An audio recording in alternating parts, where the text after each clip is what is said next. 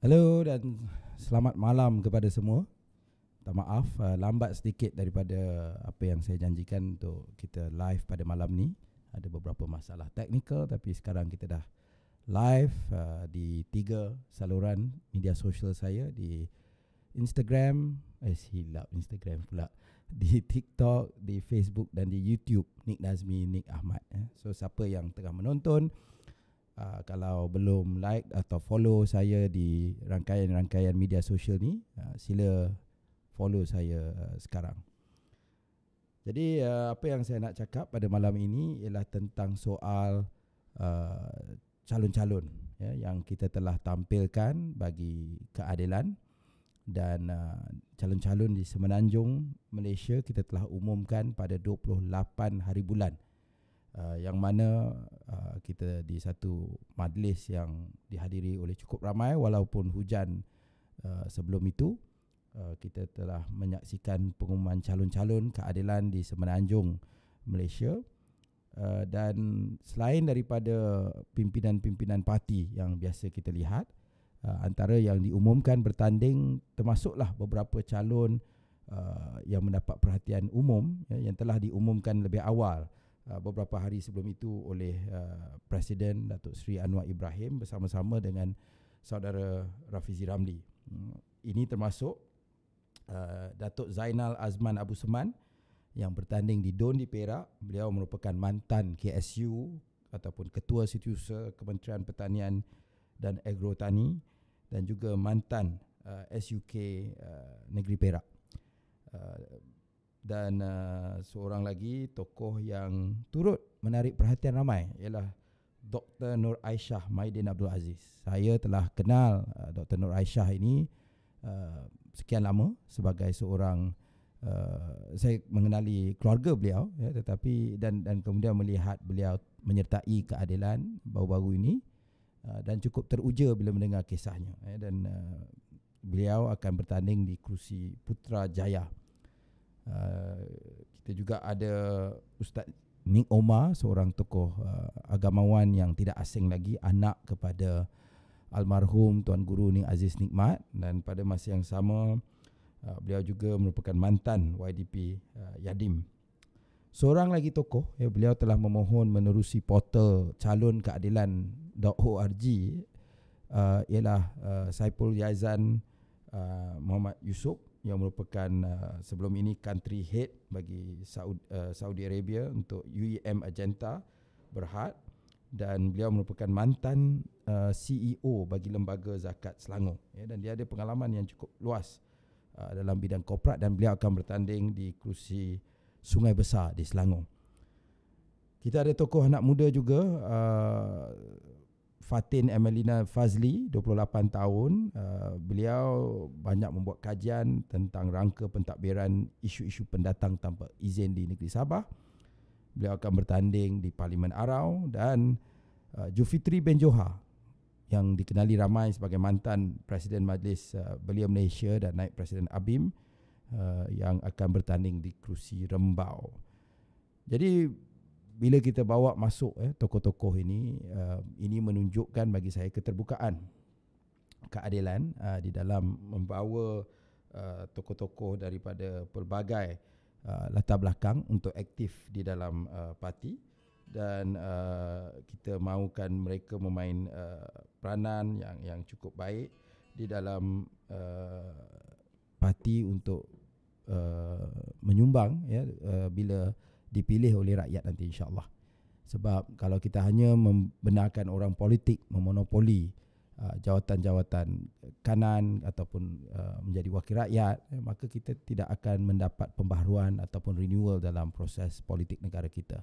Kita mahu satu kerajaan yang bersifat kerajaan yang meraihkan bakat yang pelbagai, dan yang mampu untuk satu kerajaan yang mampu untuk merangka dasar-dasar dengan lebih sensitif. Jadi ini bagi saya satu perkara yang sangat positif, dan saya bertemu dengan beberapa kawan pimpinan UMNO dan sebagainya. Mereka cukup kagum bila keadilan membuat keberanian untuk menampilkan calon-calon daripada pelbagai latar belakang. Mereka juga kita juga berani mengumumkan lebih awal daripada parti-parti lain, dan ini satu petanda yang sangat positif. Sebab saya tahu bahawa kalau kita lihat, bila saya bercakap dengan ramai orang di bawah, di luar sana, orang tidak mahu kita hanya memilih parti semata-mata, kan. Kadang-kadang kita dengar istilah, letak songkok pun songkok akan menang kalau dia pakai parti A atau parti B atau parti C. Itu tidak patut wujud lagi, supaya wakil-wakil rakyat ni akan bekerja keras untuk meraih sokongan rakyat dan pengundi.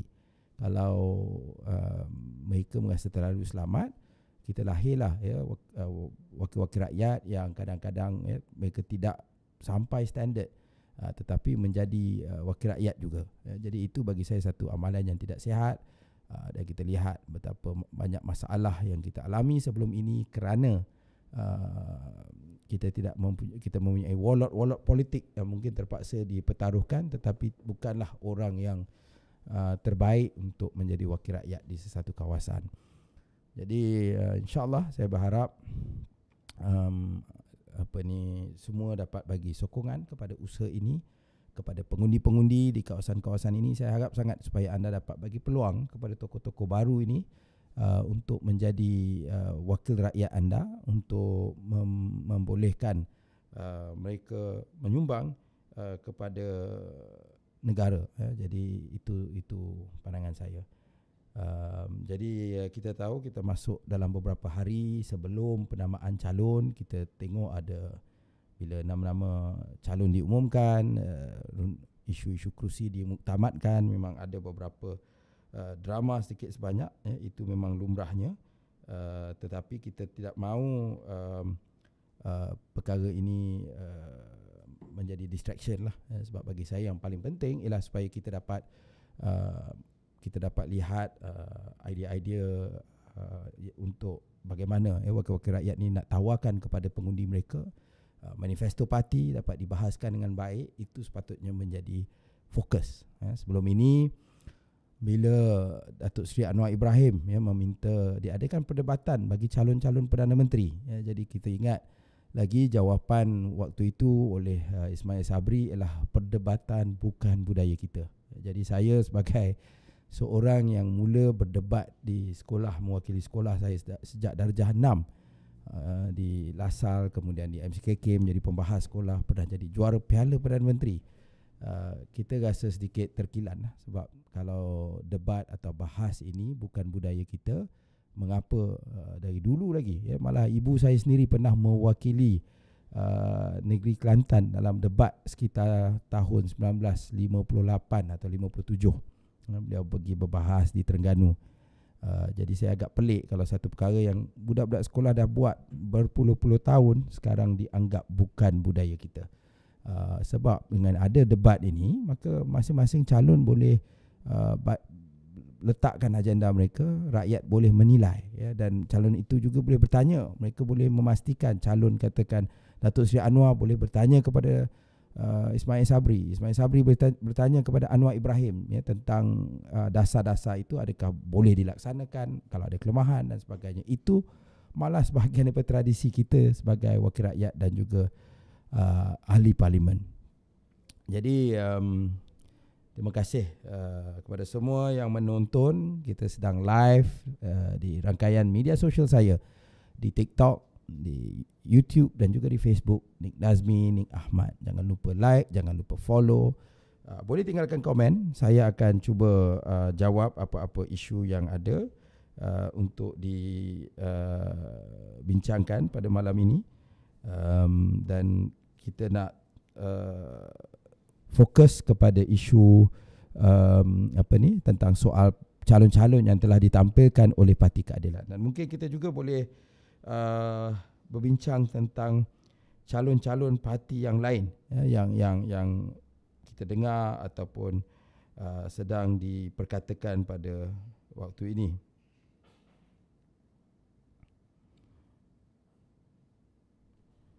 Hello kepada saudara Syamini, saudara Amka. Saya ingat saudara Amka, tak tahulah dia tengok debat antara Najib dengan Anwar macam mana. Sebab kalau dia tengok debat antara Najib dengan Anwar, dia kata Datuk Seri Anwar ni kalah teruk, buatlah. Bagi saya kalau macam tu, patutnya Ismail Sabri buat debat tu, biar Datuk Seri Anwar kalah sekali lagi. Itu tentu bagus untuk UMNO dan Barisan Nasional. Tetapi kalau kita ingat perdebatan antara Anwar dengan Najib, dari segi fakta sangat jelas bahawa Datuk Seri Anwar telah menang dalam perdebatan tersebut. Boleh tanya secara umum pakar-pakar yang melihat, yang merasakan bahawa Datuk Seri Anwar yang ke depan dalam perbahasan tersebut.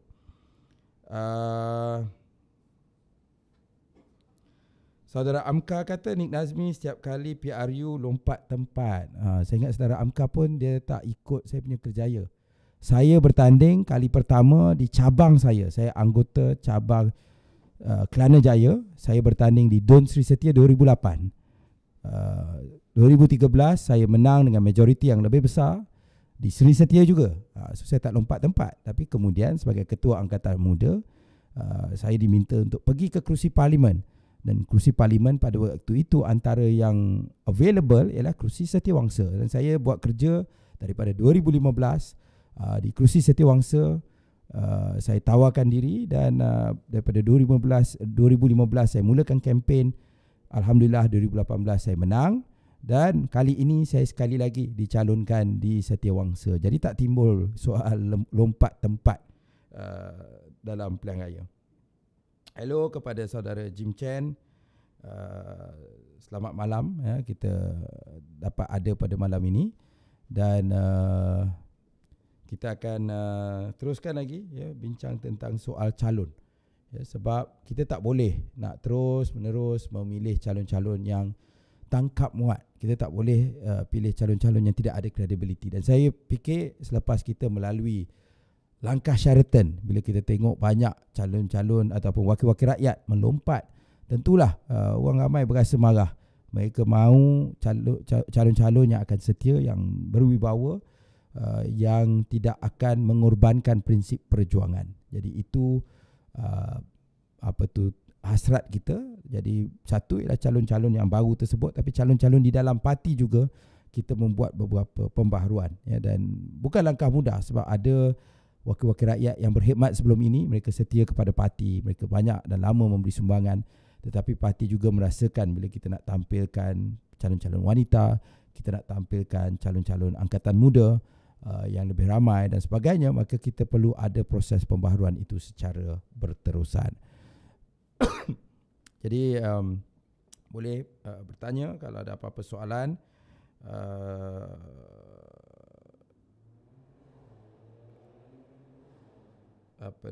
Kita boleh manifesto saudara Amka Ahmad. Saya ingat pertama sekali kerajaan kita hanya bertahan selama 22 bulan. Sebab ada pengkhianatan. Tetapi dalam 22 bulan itu pun termasuklah agenda 100 hari dan sebagainya. Kita tahu pemansuhan GST, seterusnya dalam isu pengurangan tol, dalam isu isu reformasi institusi, Undi 18. Banyak yang kita telah laksanakan. Kalau ikut kajian yang dibuat oleh Ideas, sebuah think tank, mereka telah menyatakan bahawa sebahagian besar daripada manifesto Pakatan Harapan telah pun dilaksanakan.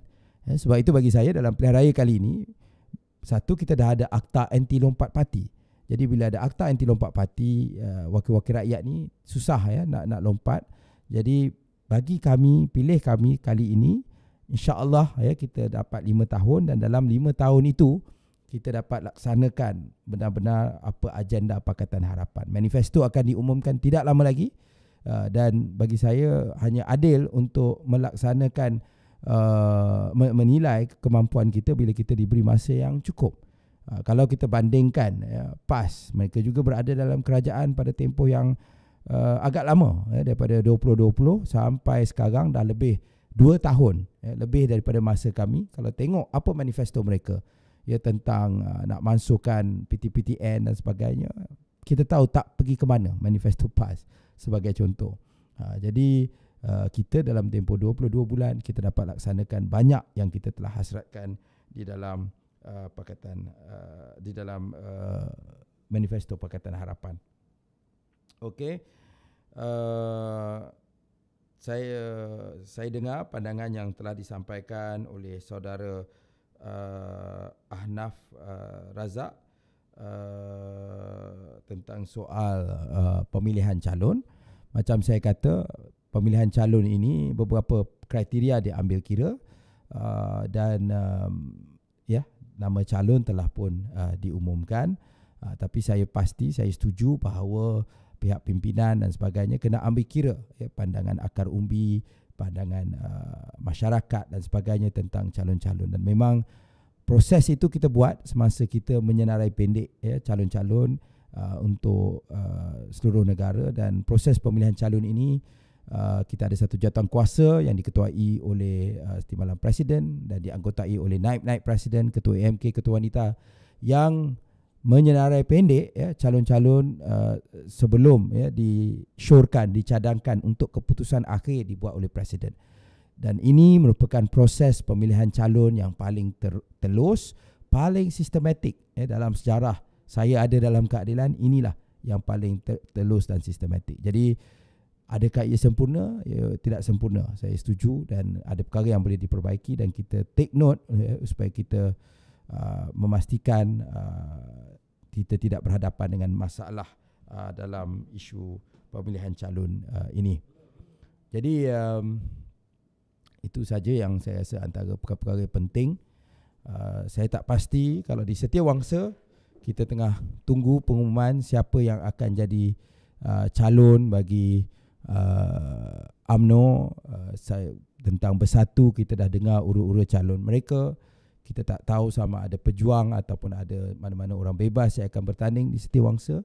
Tapi bagi saya ini sebahagian daripada pesta demokrasi kita raikan. Yang kita harap ialah pemilihan calon-calon berwibawa untuk menjadi wakil rakyat. Jadi itu harapan saya, insyaAllah. So saya ingat dalam masa 2-3 minit lagi kita akan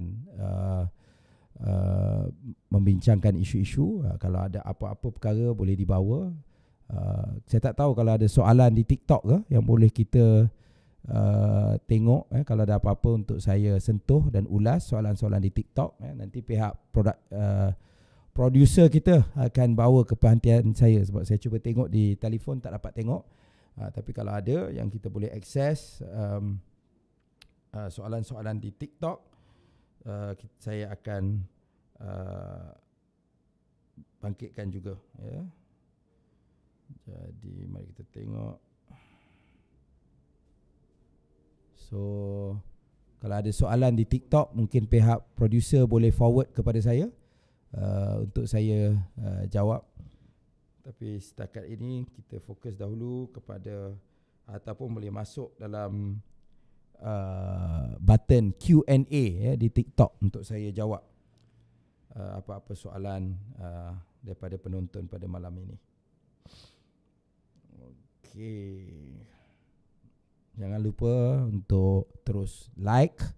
Yang tonton TikTok tu bagi like banyak sikit. Kemudian yang Facebook, yang YouTube, dan kemudian share dengan saya apa-apa soalan, apa-apa komen yang anda nak bangkitkan. Saya cuba jawab semua. Yang troll pun saya jawab, yang pandangan-pandangan yang panas pun saya cuba jawab. Apa yang saya jawab, saya mampu jawab, saya akan jawab, insya-Allah. Okey.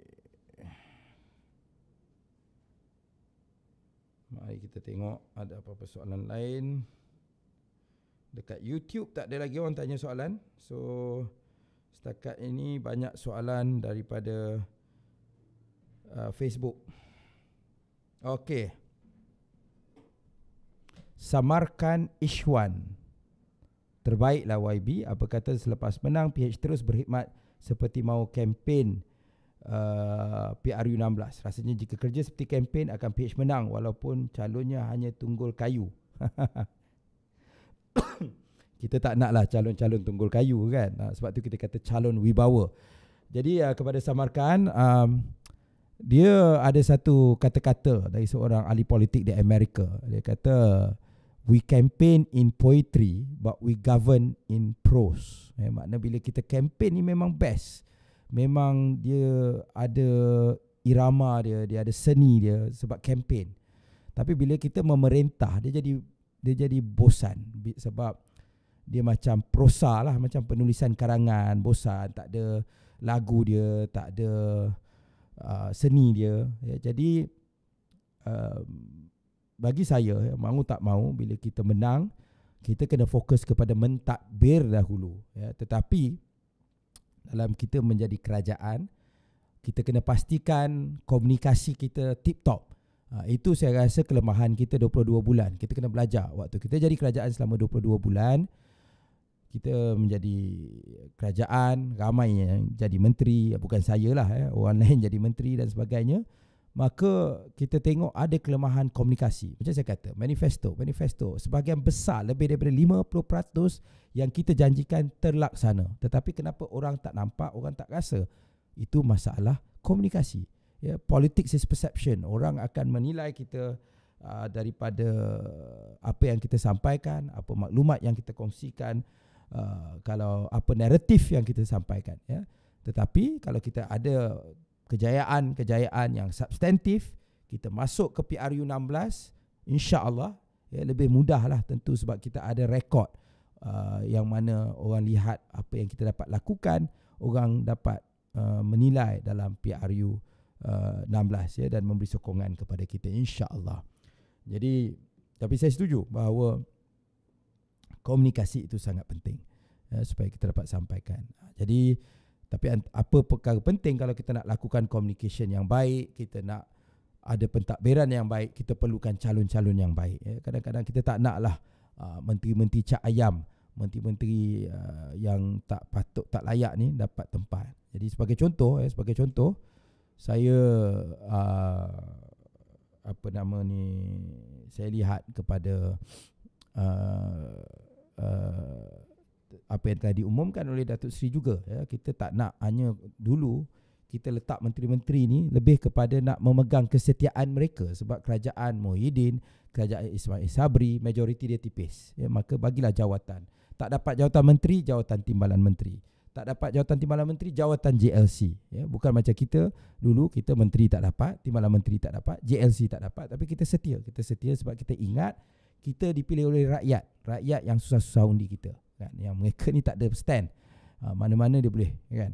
Jadi sebab itu kita juga, Datuk Seri Anwar umumkan selain nak potong gaji Perdana Menteri, beliau juga umumkan nak kecilkan saiz kabinet. Itu saya sangat setuju. Maknanya tak perlu pun menteri terlalu ramai. Kalau sekarang pun menteri terlalu ramai bukan buat kerja pun. Ada pula duta-duta khas yang bagi saya tak ada function, yang perhabis berah, kan. Jadi lebih baik kita kecilkan sedikit saiz kabinet. Tak ada kaitan. Ada orang kata nanti staf-staf kerajaan hilang kerja. Dia tak ada kaitan sebab dia boleh, kalau keperluan kementerian kritikal memerlukan pekerjaan lebih, tidak ada masalah. Soal dia kita nak kecilkan jawatan menteri, bilangan jawatan menteri. Yang rugi siapa? YB yang nak jadi menteri rugilah. Kedua, orang-orang politik yang akan jadi staf-staf lantikan politik menteri, mereka rugilah sebab dia tak dapat jadi setpol, tak dapat jadi setiausaha abah dan sebagainya, pegawai khas. Mereka akan rugi, bukan penjawat awam. Penjawat awam sebagaimana yang ada, mereka akan tetap dapat berkhidmat. Mereka kalau tak ada satu kementerian, sebelum ini pun berlaku, mereka akan berada di kementerian yang lain. Bukan kita boleh tamatkan kerja mereka. Jadi dah nak masuk pukul 11, kita akan akhiri tidak lama lagi. Untuk TikTok, saya akan tengok komen-komen yang producer hantar. Ada komen-komen ke? Nanti kalau minta producer hantar komen-komen daripada TikTok. Jadi saya tak, untuk makluman, saya tak dapat akses TikTok. Jadi saya perlukan producer kita untuk hantar komen-komen daripada TikTok. Terima kasih kerana menonton TikTok saya. Apa nama ni? Jadi jangan lupa like, jangan lupa follow saya di TikTok ya. Like banyak-banyak. Saya akan buat lebih banyak lagi live TikTok. Minta maaf lah, 2-3 hari ni tak berapa ada masa untuk buat live sangat, tetapi saya akan cuba curi masa untuk lebih banyakkan live TikTok. Ada soalan daripada TikTok, di mana tempat bakal YB pergi untuk berkempen di area Setiawangsa. Kita dah mula kempen. Saya dah pergi ke pasar-pasar raya sekitar Pekan Setiawangsa tu, kita dah sampai. Kita dah sampai ke kawasan Keramat Wangsa, kita dah ziarah. Kita dah pergi ke kompleks MSN, jogging pun saya pergi, tengok Setiawangsa Rangers pun saya pergi.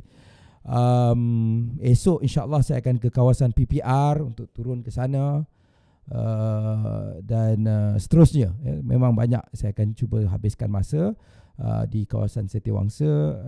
Saya juga telah pergi ke tempoh hari ke pasar di Rejang, ke pasar Air Panas. Tadi juga saya sempat pergi ke klinik kesihatan di Sri Rampai ya. Dan selepas ke klinik kesihatan Sri Rampai, doktor ada tunjuk beberapa isu yang ada di sana. Dan selepas itu saya pergi ke kedai-kedai makan di kawasan Sri Rampai bertemu dengan pengundi. Itu yang berlaku tadilah.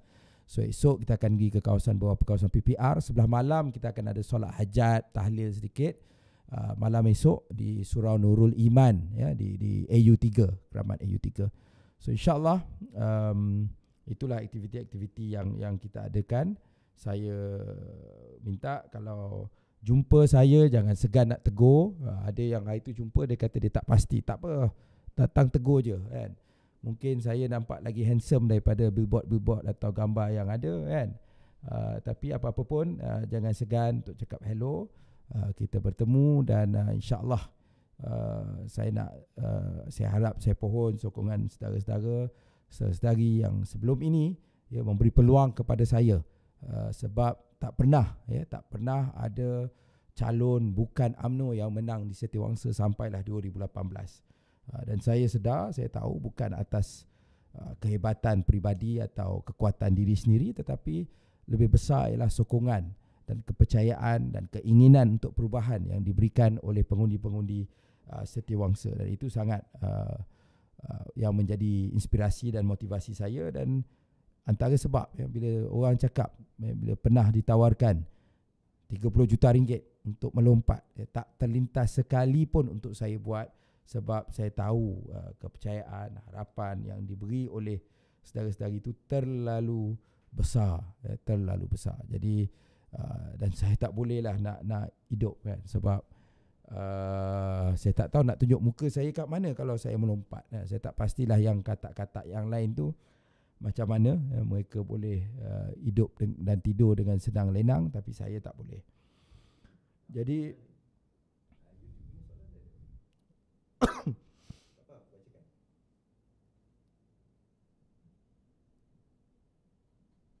okey. Samarkan lagi. Thank you. Samarkan ni memang peminat tegar di YouTube saya. Jangan lupa subscribe kepada YouTube saya, like dan subscribe. Samarkan Ishwan, apa pendapat YB mengenai Macai yang mahu perubahan Malaysia sekelip mata? Pada mereka perubahan itu tanpa proses. So betul apa tu, saya tak cakap macai je lah. Saya kata saya faham bahawa kadang-kadang rakyat di luar sana harapan tu tinggi menggunung ya, dan kita memang mahukan perubahan. Siapa tak mahu negara kita lebih elok? Siapa tak mahu nak tengok anak-anak kita kalau boleh jangan ke luar negara untuk mencari rezeki ya. Siapa tak mahu nak lihat sekolah-sekolah, hospital-hospital, klinik-klinik kerajaan berada dalam keadaan yang lebih baik. Jadi dalam keadaan itu memang yang mahu setengah tu dia rasa kalau kita menang, kita buat perubahan, PH dapat lakukan perubahan sekelip mata. Tetapi ia memakan masa. Satu ialah soal kewangan, soal sistem yang sedia ada, kadang-kadang ada banyak ketirisan kita tahu. Tetapi yang penting ialah ada beberapa proses yang kena dilakukan untuk memastikan perubahan itu berlaku. Macam sekarang ya, kita ada beberapa perkara yang kita mahu teruskan. Pertama, soal membersihkan sistem politik. Sebab kalau kita bersihkan sistem politik, ia membantu kita untuk memastikan sistem ekonomi, sistem kewangan dan sebagainya juga turut bersih. Seterusnya tentang soal kita soal beberapa quick wins ya, kita dapat memperbaiki soal ekonomi rakyat, soal periuk nasi rakyat kan. Kita tak dapat selesai semua, memang mustahil, tetapi kalau ada beberapa isu besar kita dapat atasi, kita dapat selesaikan, maka ia akan tentulah meyakinkan rakyat. Ryu Muaz, saya tak tahu ni Ryu Street Fighter ke Ryu apa. Dia kata jangan risau bagi mandat rakyat, insya-Allah Datuk Seri Anwar PM ke-10. Abang adik Ryu ni adik, so bukan Street Fighter lah kot, sebab Street Fighter ni zaman saya.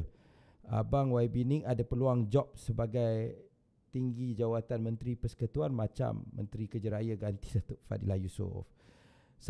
Bagi saya yang penting ialah untuk saya sumbang kemenangan kepada Pakatan Harapan. Soal jawatan dan sebagainya itu soal kemudian.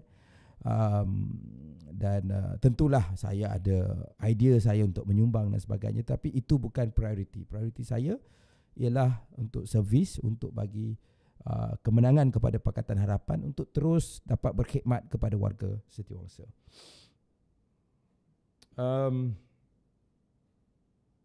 Wow, Samarkan Ishwan, saya setuju sangat. Saya ahli UMNO dipaksa.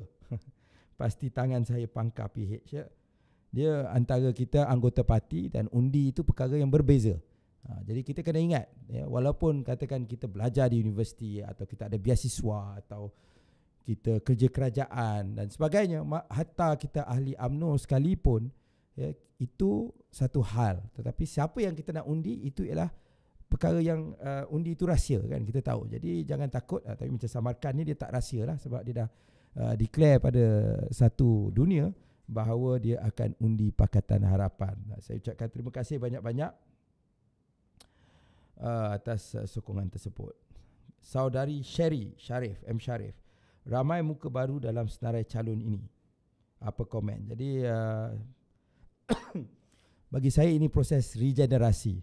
Macam mana saya tahun 2008 waktu tu muka nak kata muka jambu tu tak jambu lah kan, tapi muka fresh lagi, umur 26 tahun, saya diberi peluang untuk bertanding dan seterusnya memegang jawatan dalam Kerajaan Negeri Selangor, dan itu membuka pintu kepada saya akhirnya sampai ke sini. Ini daripada 2008 sampai sekarang dah 14 tahun. Jadi alhamdulillah itu satu tempoh masa yang lama. Dan saya merasakan bila kita dapat muka-muka baru yang ramai kali ini, kita juga membantu untuk membina tokoh-tokoh baru dalam parti, dan ini menunjukkan kesinambungan yang ada dalam Parti Keadilan. Okey, saya akan tutup dengan beberapa soalan-soalan akhir. Sekali lagi, jangan lupa like, jangan lupa follow saya di YouTube, di Facebook, di TikTok, sama je semua, Nik Nazmi, Nik Ahmad. Follow, like dan subscribe. Okey.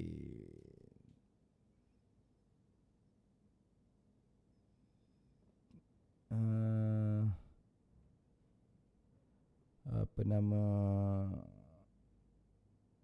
kalau kita tengok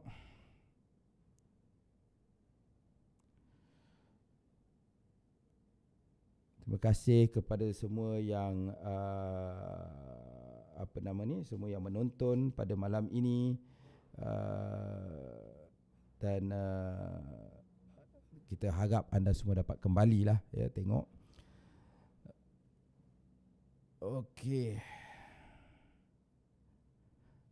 So terima kasih kepada semua, dan insya-Allah kita ada banyak lagi nanti siri-siri live di TikTok, YouTube dan Facebook Nik Nazmi, Nik Ahmad. Jangan lupa subscribe supaya senang dapat notification, share dengan teman-teman di Setiausaha dan di seluruh negara. Yang paling penting ya, ingat kalau anda warga negara Malaysia dah sambut ulang tahun ke-18, pergi ke laman web SPR, pergi ke app atau aplikasi SPR, masukkan nombor IC anda dan cek di mana tempat mengundi anda. Tak macam kami otai-otai dulu kita kena pergi pejabat pos nak daftar mengundi. Tapi ini hasil daripada perjuangan Pakatan Harapan. Ya, kita satu buat undi automatik, kita juga rendahkan umur mengundi kepada 18 tahun.